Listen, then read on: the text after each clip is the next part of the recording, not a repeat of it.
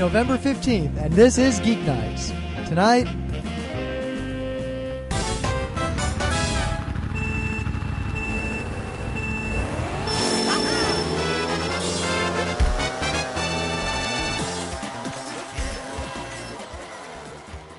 So, Mario Kart came out today. Mario? And, that's all we've been doing since we got it. Mario. Yeah. And, it's video game day, coincidentally enough. So we're gonna talk about Mario Kart. But we're gonna, try to hold out and talk about anything else. And we'll see how long it takes before we end up just talking about Mario Kart anyway. So start your timer. And, yeah, it's not going to last very long at all. I mean, it's hard enough trying not to talk about it. Any second I could just stop podcasting and go play. Yeah, even though we can't play online, but we'll get to that. Yeah. All right. Oh, my God, we talked about it. We couldn't hold out for more than 2 seconds. So anyway, did you go to a GameStop to get this? I went to a GameStop, and... You didn't go to that GameStop, though. Not the horrible GameStop in the mall near us with the angry girl in it. I went to the good GameStop in the city, and it is a good GameStop, but I made the mistake of going during lunch when it was kind of busy. Well, that was my first trip there. And they called me last night and said it'll be there afternoon. So I went at like 12:31. Wait a minute, you went at 12:31. No. Between 12:30 and 1. You realize afternoon goes all the way until about 4. Yeah, I know, but they didn't say afternoon, they said afternoon. Did they say the words afternoon? It was 2 words. Okay, I'll just take your word on that. They didn't say you can come pick it up in the afternoon. They said you can come pick it up anytime afternoon. And you trusted them? Well, no, actually, I didn't trust them. But that was the only time I figured, I want to get it as soon as possible, and that was my opportunity to leave work. So, hey, I went to check. Huh? It was better than sitting in my office doing nothing. So, of course, it wasn't there. But it pissed me off. Not that it wasn't there, because I kind of expected it to not be there that yet, because UPS or whatever always sucks. I mean, half the time I've ever gone to pick up a pre-ordered thing on the day it comes out, it's just not there yet. It happens all the time. I've learned to just wait one day. Yeah, but I couldn't wait one day for this, and I'm glad I didn't. But or I just tell you to buy it, and then if it's there, you spend the time and buy it for me. And if it's not there, it didn't spend take nothing. me any time when I went back after work at like 4:30 to go get it. There was no one in the store, and I just picked it up. Yeah, after I wasted all that time, I didn't waste any more time. Well, the point is that it kind of pisses me off is that with barely, not a large amount of money or effort, GameStop can make a system where you go online and you see the exact stock of every GameStop, and you see the exact hour and minute when things are going to arrive and what quantity. You know why they don't do that? Because people like us are actually not their primary customer. Yeah, but the point is that there's a whole lot of people. There was a big long line at noon. Half the people in that line were there for something else besides just buying a game. They were pre-ordering. They were doing something weird. They were selling back something. And you know what? If everyone who was standing around stayed, no matter how long the wait was, then they have no incentive. Well, some people were leaving. The thing is that the way they keep a lot of the customers from leaving is they only have one guy at the register, and everyone else is a salesman who tries to keep you from leaving. But anyway, it just bothers me when someone could do something that would benefit them and others very easily by using computers and things, and they just don't do it. See, I don't think it really would benefit them that much monetarily. Remember, I think it would benefit them a whole lot, because if you go online and you know for sure that this minute that GameStop down the road has what you want, you'll go over there and grab it, and you'll start doing that instead of going to the EV. Well, I guess they're the same company now, but you'll as opposed to some other store, you're sure that the GameStop has it, and you go online and you. But you just went back to the same GameStop that didn't have it before anyway. anyway. I had already pre-ordered the game. Oh. But that's not the point. Yeah, whatever. Think about this. Right now, I'm not really super loyal to any game store. I go wherever is convenient, right? But if GameStop implemented something like that, or EB implemented something like that, and I'm kind of anti-EB right now, I would just go there exclusively, because I could always be sure that it's not going to be a wasted trip. All right. So what's this I hear about the Marines got a new weapon? So they got this weapon in Iraq, and it's thermobaric in nature. Apparently, it's a shoulder-mounted sort of rocket thing with a warhead. Shoulder-mounted assault weapon, right? It's described as NE, novel explosive. Uh-huh. It's a thermobaric chemical thing, which I don't know enough about because I'm not sciencey enough. But it ignites the air and then produces a shockwave of unparalleled destructive power. Unparalleled. And they see some pictures here. They shoot this rocket at this brick square building, right? And the rocket goes into the building. It blows up, right? And the explosion is kind of big. It knocks the roof off, right? But then there's this shockwave, and what's left from 4 solid brick walls with a window and a doorway is just a pile of bricks. One rocket, shoulder-mounted. Well, you know, that's what you get when you spend orders of magnitude more money than every other nation in the world combined on your military. Yeah, but usually, you know, military stuff is pretty crappy. This is pretty good. Don't you remember SIPE? Yeah, and all those things? No, SIPE was the prototype. Now it's called something else. It's called something Warrior something. It's just, all SIPE is like, it's a gun and a whole wearable computer combat suit thing. Yeah. But this is just a badass rocket that's really useful because you can frickin', you know, if there's a building, let's say there's a bunch of guys in a building shooting out the windows at you, you shoot one of these things and their building falls down. Yeah, but we're the U.S. We just send an airstrike or something.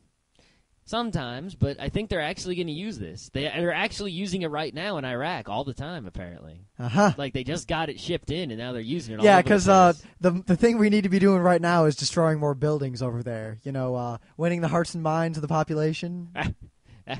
It's a cool weapon, despite the bad uses of it. Yeah, I know. I can't deny it, because I got to say, whenever I see a new fighter jet, I always go, ooh. It looks cool. And it's fast. I want one to fly over my house. No, you don't. I lived next to friggin' Selfridge Air National Guard Base for most of my childhood. And the first time an F-16 flew over, it was awesome. The 7,000th time, I wanted to throw a baseball at it. Yeah, but I didn't live next to an Air Force base, and when I go to a sporting event and they have the flyover at the end of the national anthem, it's wicked cool. Every now and then, they'd like break windows because they'd release the afterburner or something over a neighborhood. Geniuses. At least it's less damage than a thermobaric rocket.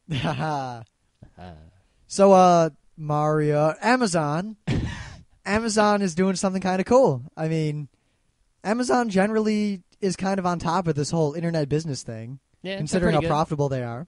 You know, normally, you think that someone big and profitable like Amazon kind of a little evil. No, they're kind of normal. I'm neutral on Amazon. I buy stuff from them when it's good, you know. Yeah, well, now they're trying to implement tagging. All right. So now it'll be that much easier to find stuff. Yeah, and it's just a prototype system right now. It's kind of a beta, and they're letting about half their users see the tags just so they can experiment and screw around with them. I have no idea what the criteria are, so if you have an Amazon account and you log in, you might see these tags, and they're changing all the time, and they're not sure what they're going to do with it yet. It's pretty cool. I could go around Amazon tagging some stuff. You know, so people can come up with tags to be like... maybe kind of replace the semi-not-so-useful wish list thing, you know? Yeah. You set up some tags like, these are the cool somethings, and then you can have a page that, you know, for the tag that lists all those things, and then share it with people. Maybe this will be a prime opportunity for us to try to push our Flim-Flam tag. Flim-Flam tag is a good idea. I see people marking things as Flim-Flam that aren't, is the only problem. Yeah. And there's nothing you could do about it. We got to try. We got to try. Plus, one of the cool things is a lot of non-geeks use Amazon. And they'll see tags, and Amazon will probably explain tags in a way that they'll understand.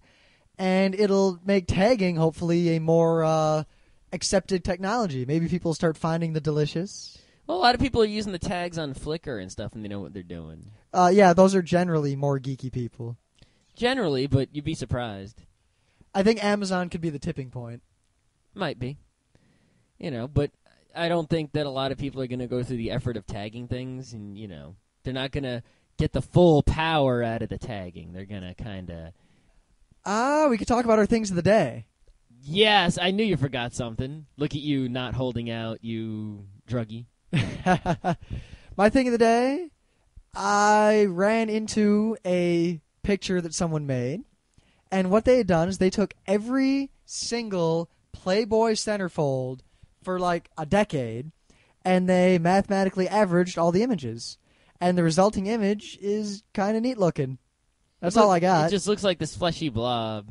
Yeah. The one thing I noticed is that you can very clearly see in this amalgam image some thighs. It looks like generally the women are always standing in the same position in the picture.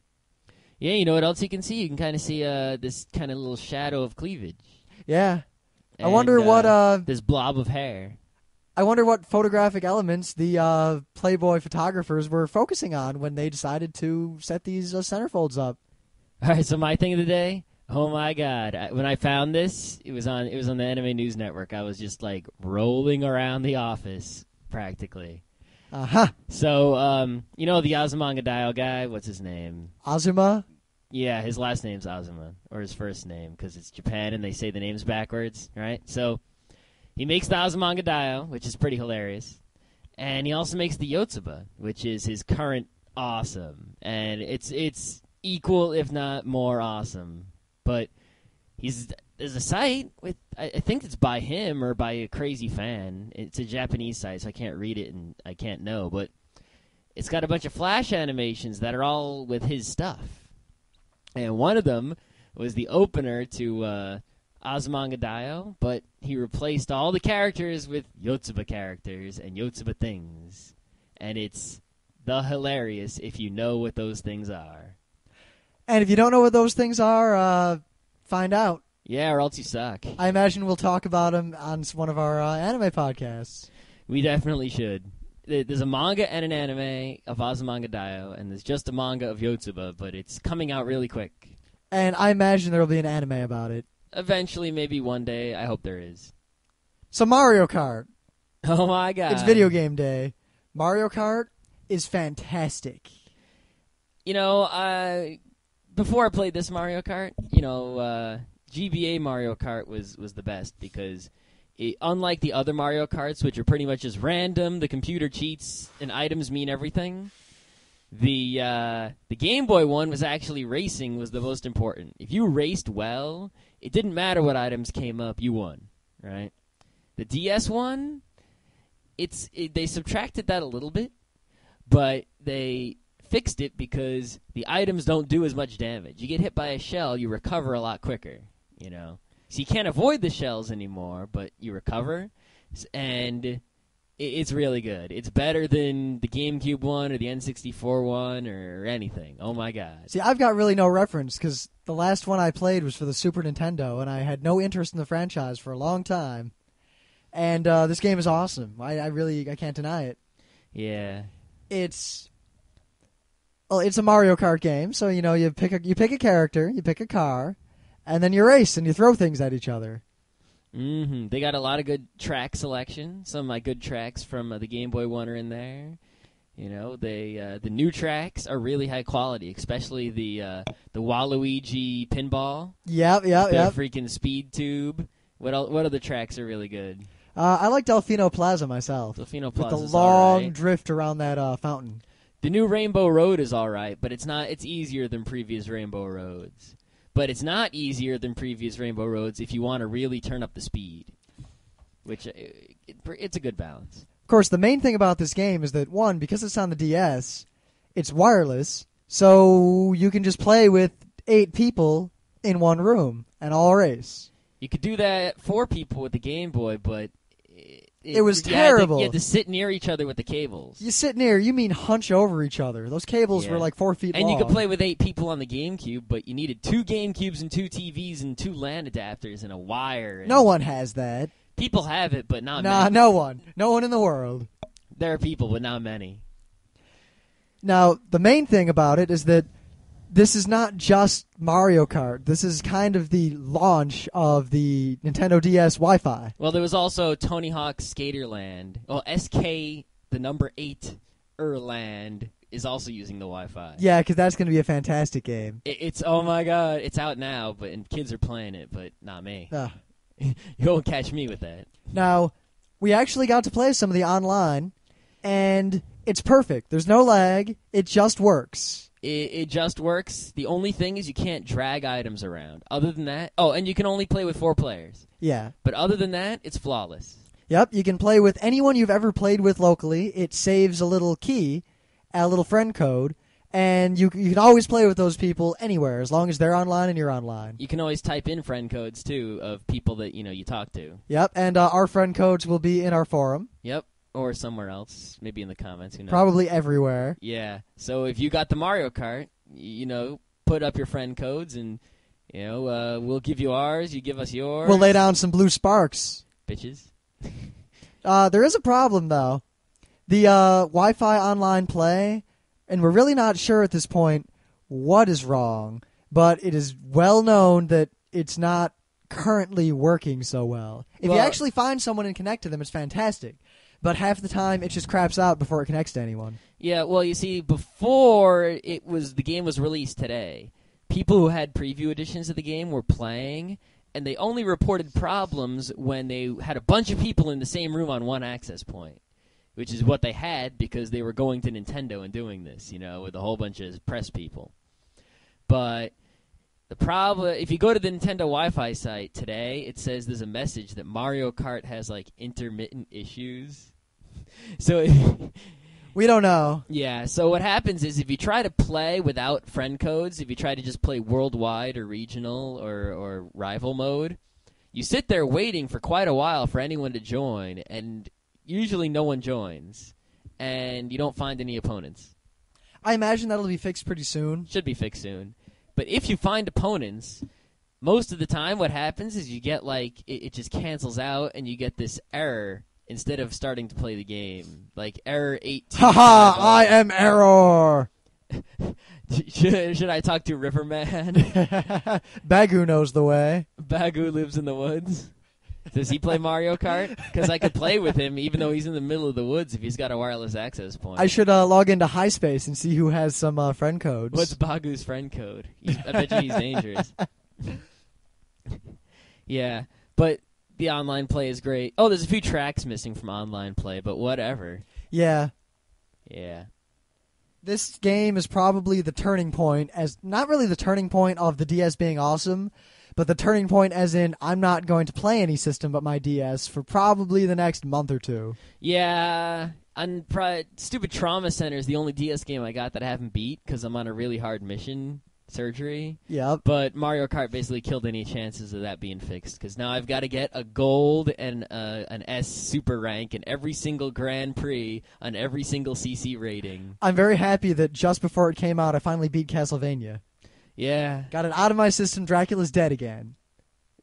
Why doesn't he just stay dead? Honestly, it wasn't really Dracula at the end. Oh.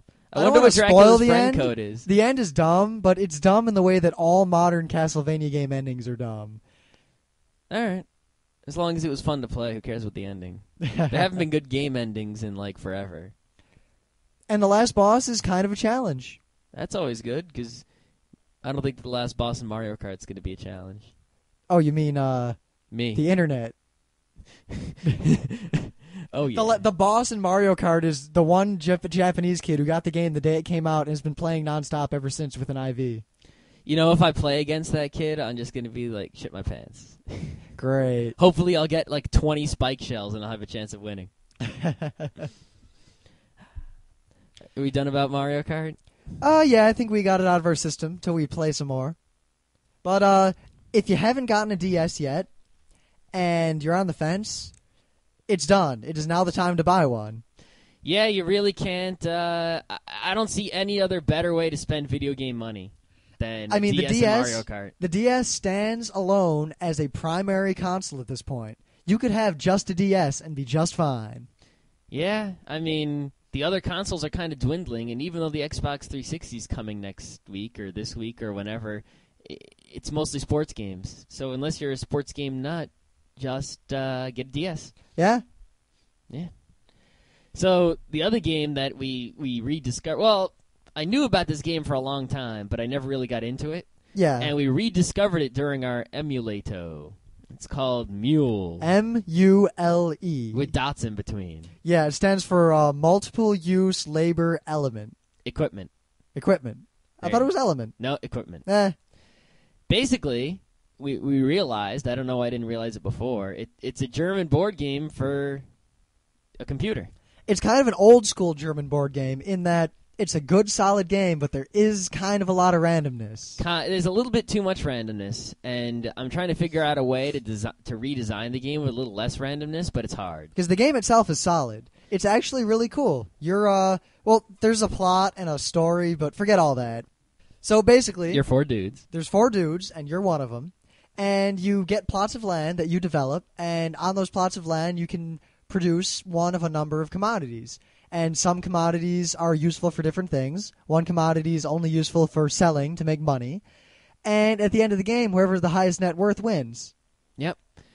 There's some things about the game that are kind of tricky, but it's because of the nature of it being a really, really, really old game. Yeah, like getting your plots of land, this box goes to each plot of land, and whoever hits their button first gets that plot of land. But it goes real fast, and it's pretty much a crapshoot. Yeah. I mean, you can practice a lot and try to get the really good plots of land adjacent to each other for max bonuses, but yeah, it kind of detracts from the German board game-ness of it. Not any more than the random-ass events like, oh, pirates came and stole everything, or a meteor just destroyed one of your plots of land. Or, oh, a monster came and ate all your food. That stupid monster. Yeah, the monster's pretty scary. But, German board games have things like that, but at least when they're in a German board game, technically, they're like, they're coming.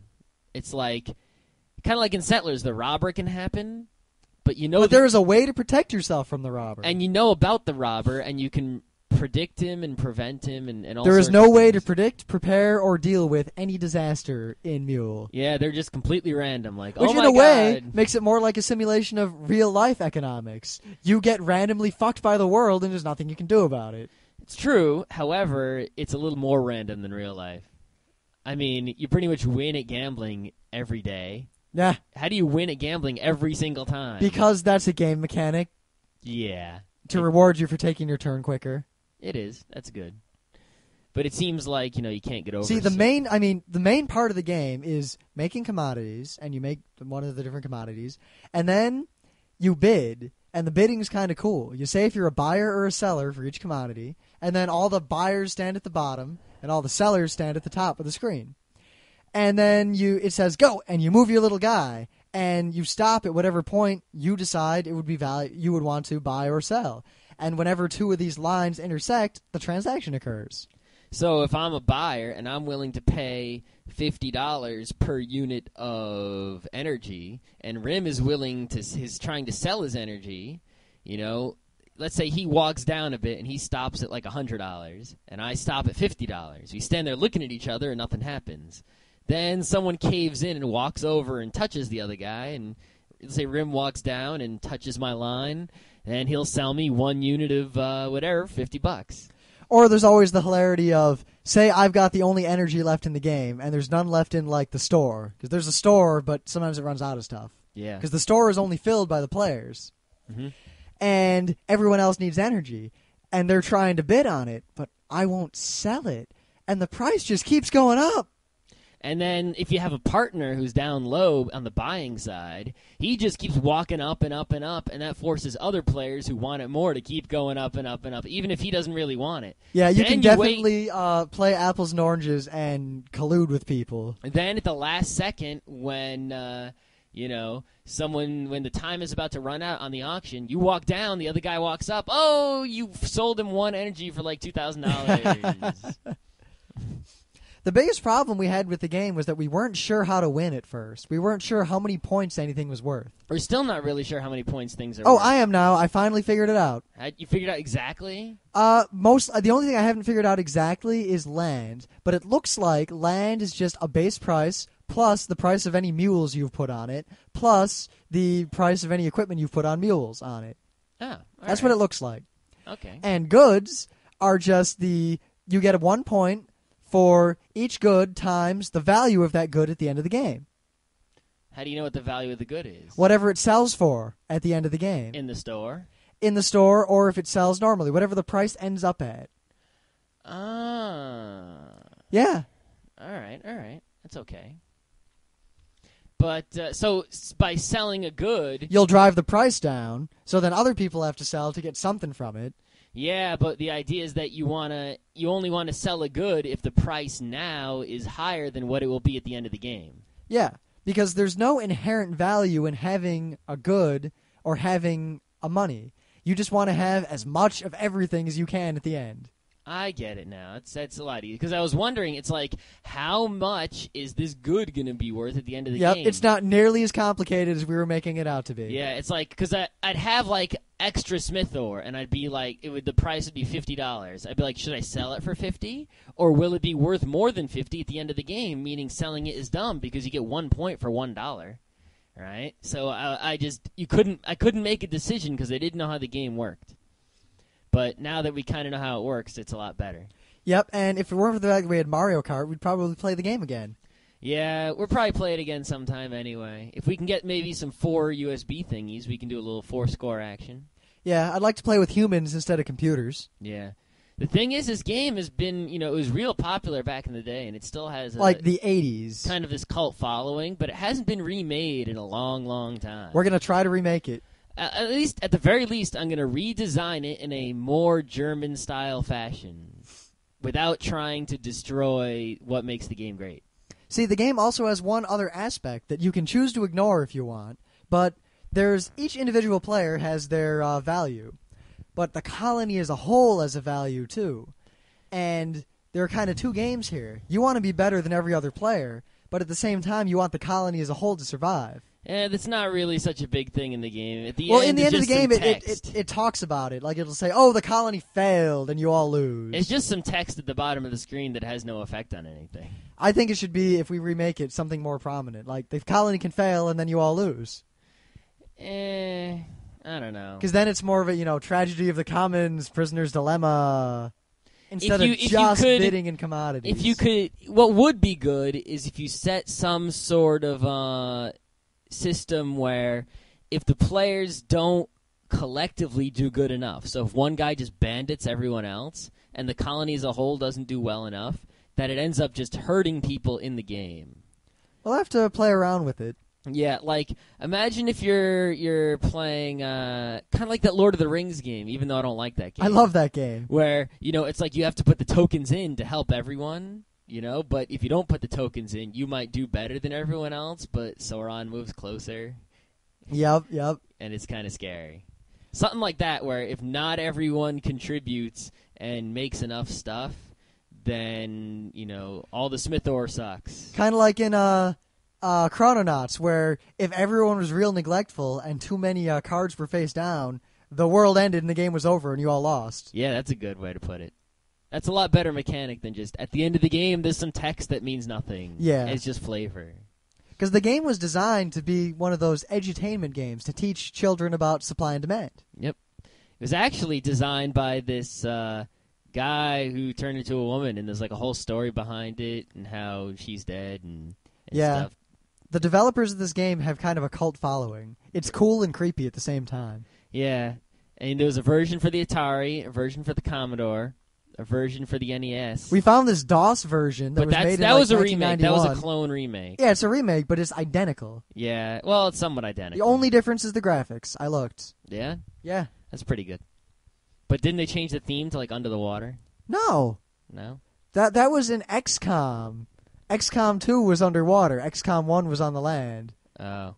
Damn underwater aliens. That had nothing to do with Mule. Underwater aliens. Don't like those underwater aliens. I didn't like XCOM 2. Yeah. It was the same game, only crappier and with worse graphics. I like XCOM. I'm just so bad at it, and it's so hard for me to do it for some reason that I don't play it so much. Man, not only was XCOM one of my favorite games ever, but XCOM was the first game I ever pirated. Wow. I didn't even know I pirated it. Someone just gave me these discs, and then there was a game on it. The first XCOM I ever played was the demo of XCOM Apocalypse. Oh, God. It was okay, but The Alien Invasion one is obviously the best everyone knows. Yeah, I mean, it's an incredibly difficult game. I make no bones about it. But you know what? Honestly, it's not as good as Mario Kart. Oh, Mario Kart. I really want to play it right now. I think I will. Because there's a chance that I'll run into some crazy kid from Japan who's just good at it, and he'll beat me. And it'll Maybe be you'll awesome. have a really awesome emblem that's just scary. Yeah, you can't, I mean, you know Nintendo. You can't talk in the game. There's almost no way to convey obscenities to other players. Except you can have a name, and you know there are going to be people named various things. Aha! Hockey Jockey Man. And you can actually draw a picture that will be on your car while you race. It's also floating above your head, Help, and it help, and it help, and it help, and it help, and it help, and it help. and it has the player's name and a little thumbnail of what their picture is. So you can know, if you learn someone's picture, you can see where they are on the track more Yep, easily. like the first guy I ever raced online, he had a little Yoshi egg, and it had a little skull on it. That's pretty cool. Yeah. We also found this program you can use to turn graphics and like make good icons. Well, it's a website, and you upload a JPEG or a GIF to the website, and it puts on the screen, basically it resizes and figures out the image into the same resolution as the emblem. And then it's up to you to copy the emblem off the screen and onto your DS. You can just do that in the GIMP if you want. You could, but this website does it really well. Yeah. It's not just a simple resize. It's easier than making a spray for the old WAN-based natural selection Counter-Strike Half-Life. Yeah, you know what's actually surprising is Steam now is really easy to make the sprays. Yeah. They added a whole spray thing. See, I never got to see that because I switched to Linux, and try as I might, Steam does not work in WAN. Yeah, I got to see it because I used Steam and Half-Life 2 when I played it, and even though I use Linux 99% of the time now, but I didn't use it because I didn't make a spray for it. Though I take that back. Steam works just fine. The games in Steam don't work. No, it's true. It's true. Steam is great. Steam is just some windows and they open up. I mean, yeah, it's not hard to make that work in They WAN. actually changed Steam recently. I don't like it as much now, but what are you going to do? If I get sick of Mario Kart, I might boot into Windows so I can play some natural selection. I played natural selection once the other day. It was pretty good. I got to say, natural selection is probably my favorite, I guess, new era or like this current era of FPSs online. Yeah, I'm definitely all out of my list of things to buy, gizmos and whatnot. A new computer's way at the bottom. But one day I'm probably going to buy like an AMD 64 type machine. That's awesome. And I'm either going to buy like a wicked gaming computer and then use my current computer as something awesome, or I'll buy a wicked non-gaming computer to make that my primary PC, and then I'll turn my computer into a gaming computer that can be all Windows all the time. Or VMware.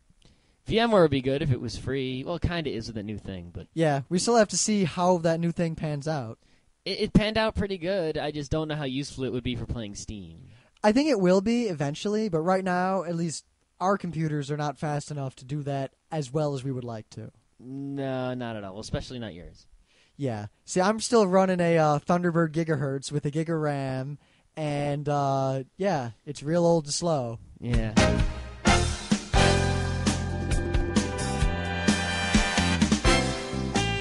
And that was Geeknights with Rim and Scott. Special thanks to DJ Pretzel for the opening music. Thanks for listening. Please remember to point your favorite podcatcher at feeds.feedburner.com/geeknights to get the latest episodes as soon as they're released. Also, please visit our website at www.frontrowcrew.com for the latest updates and forum discussions. And whether you love or hate our podcast, we won't know unless you send your feedback to us at geeknights@gmail.com.